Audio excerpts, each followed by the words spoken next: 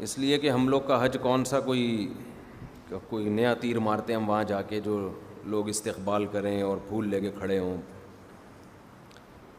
یہ بھی خطرہ ہوتا ہے کہ پتہ نہیں قبول ہوا ہے کہ نہیں ہوا. حاجی صاحبان میں ہم جب جہاز میں آ رہے تھے واپسی پہ، فجر کا ٹائم ہوا. سعودی ایئر لائن میں یہ بہت بڑی سہولت ہے، پراپر نماز کی جگہ بنی ہوئی ہے، کسی جہاز میں نہیں ہے. یہ باقاعدہ جماعت سے نماز ہوتی ہے. تو میں نوٹ کر رہا تھا بھئی کتنے لوگ نماز پڑھتے ہیں. میرا خیال ہے کچھ 10% لوگوں نے بمشکل پڑھی ہوگی پورے جہاز میں.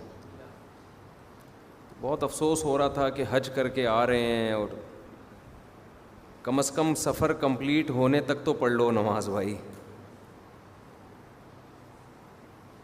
شاعر نے کہا ہے نا کہ مسجد تو بنا دی دم بھر میں ایمان کی حرارت والوں نے، من اپنا پرانا پاپی تھا برسوں میں نمازی بن نہ سکا. پرانا پاپی کہتے ہیں جو پرانی عادت ہوتی ہے کسی کو. مسجد تو بنانے میں لوگ بڑی دلچسپی لیتے ہیں، لاکھوں روپے خرچ کر دیے، نماز نہیں پڑھ رہے ہوتے اس میں. تو مسجد بنانے سے زیادہ ضروری کیا ہے؟ نماز تو زیادہ ضروری ہے نا. تو مسجد ہو یا نہ ہو نماز تو پھر بھی فرض ہے. تو سفر میں ایک چیز کا احساس ہوا کہ اس پر بہت کام کی ضرورت ہے. الحمدللہ علماء رہنمائی کر رہے تھے وہاں، بہت سارے علماء، لیکن لوگ سنتے کہاں ہیں علماء کی کہ حج کیوں کیا جاتا ہے، اس میں حکمت کیا ہے. لوگ یہ سمجھتے ہیں کہ آٹومیٹیکلی خود بخود سارا کام ہو رہا ہوتا ہے، گناہ معاف. 27ویں رات میں عبادت کر لی، سارے اگلے پچھلے گناہ معاف. اور حج کر لیا تو حدیث بھی سنائی جاتی ہے کہ ایسے ہو جاؤ گے جیسے آج تمہاری ماں نے تمہیں جنا ہے. یہ حدیثیں بالکل ٹھیک ہیں، لیکن اس کا وہ مطلب نہیں ہے جو مطلب بیان کیا جاتا ہے. وہ مطلب نہیں ہے ان حدیثوں کا. دیکھو کسی کی بات کا جب کوئی مطلب بیان کیا جاتا ہے تو اس کی دوسری باتوں کو سامنے رکھ کے بیان کیا جاتا ہے. کبھی بھی کسی بات کا ایسا مفہوم نہیں لیا جاتا جو دوسری جگہ اس کی وہ نفی کر رہا ہو.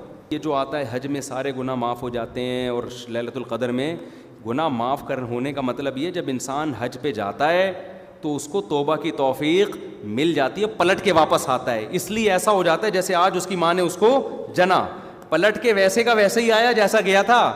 صغیرہ گناہ معاف ہوتے ہیں، پھر کبیرہ معاف نہیں ہوتے. ہاں اللہ اپنی رحمت سے کر دے تو کوئی اللہ پہ پابندی نہیں، لیکن قاعدہ ضابطہ یہ ہے کہ کبیرہ گناہ توبہ کے بغیر معاف نہیں ہوگا.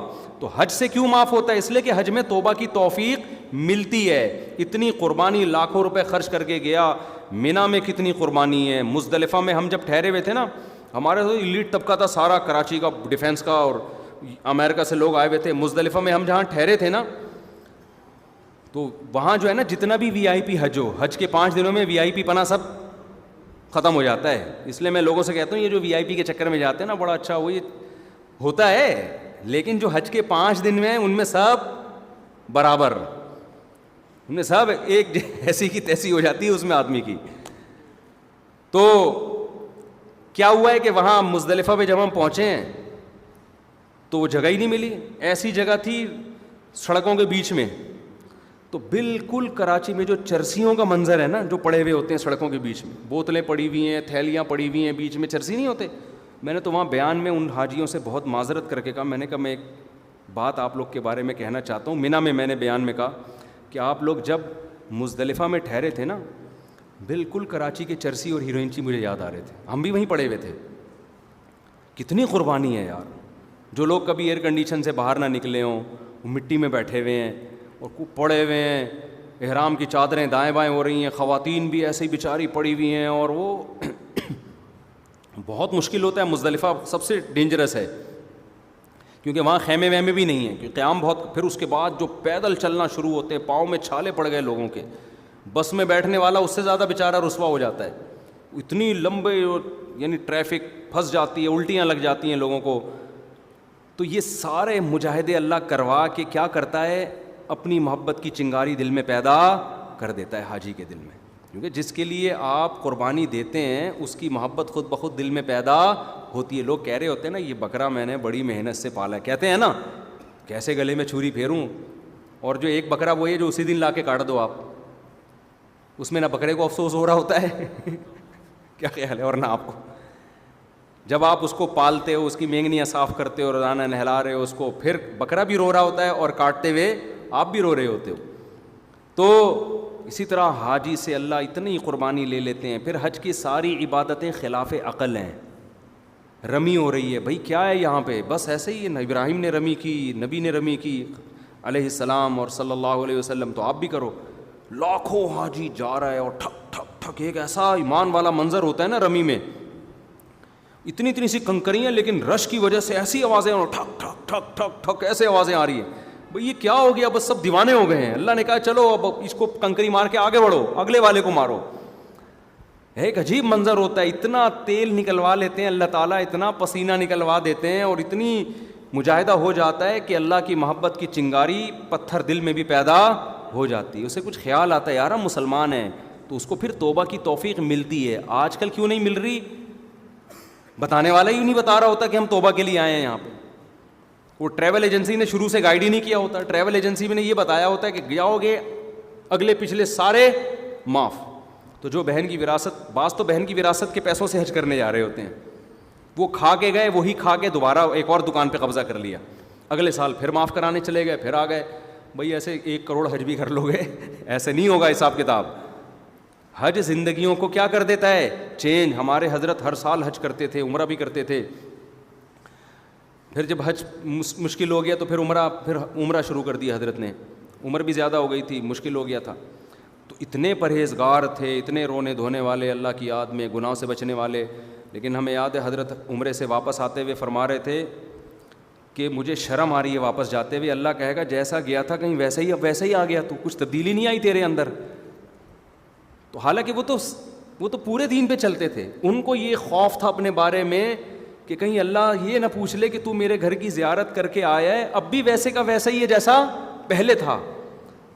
تو یہ جذبے سے جب آپ جاتے ہو نا عمرہ کرنے, حج کرنے, پھر جو آپ کے اندر تبدیلی آتی ہے تو واقعی وہ تبدیلی آپ کے گناہوں کو ایسا صاف کر دیتی ہے کہ یوم ولدت امہ, جیسے آج تمہاری ماں نے تمہیں جنا ہے.